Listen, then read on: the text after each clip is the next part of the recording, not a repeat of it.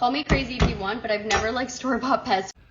Well, that is a crazy story, Susie. In the 80s, I was working construction. I was working for these two guys who poured cement. And sometimes we'd have other people on the job. But I also happened to dye my hair back then. So if you like you have blue hair or something now, like you have no idea what it was like back then.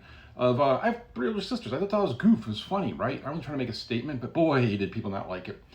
And these 2 brothers would fire me a lot. They were the Italian brothers. They were the stereotypical, like, blah, blah, blah, blah. Like always yelling at me. And they would fire me, and then I would just sit down, and then they would tell me to get back to work. But one day, I stripped the color out of my hair and realized if I don't put anything into it, it turns orange. So I have orange hair, and this guy is just, he's mad at me. The one big brooding guy. And he comes up to me and explains to me how when he was in the Navy, he used to go down to the pier and beat up gay guys. And he's just like, just telling it to me, like, just for no reason, right? Like, I'm like, huh. Then he comes up to me later in the day, and he is just back into it, and just like, you could just tell he just wants to punch me. He just wants to punch me.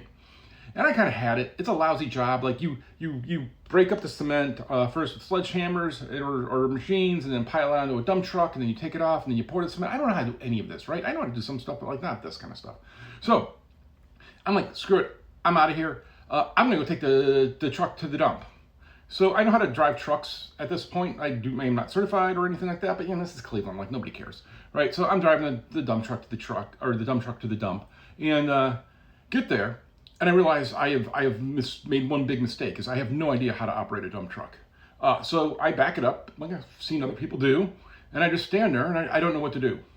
And this guy pulls in with his dump truck, and he is even tougher looking than the guy I just ran from or left. And he's just this big, burly dude. And I'm like, I gotta do it. So I went up to him and said, hey, I have no idea what I'm doing. Can you help me operate this dump truck?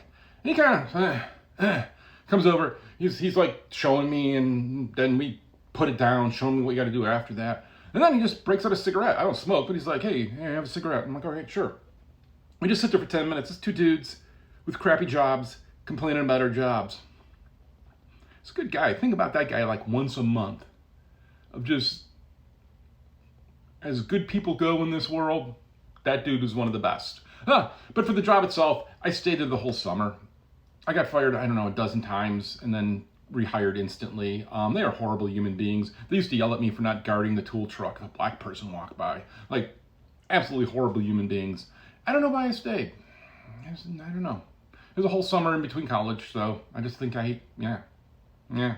So, not so crazy, and no good revenge. None of these have good revenges. I'm not good at revenge. Yeah.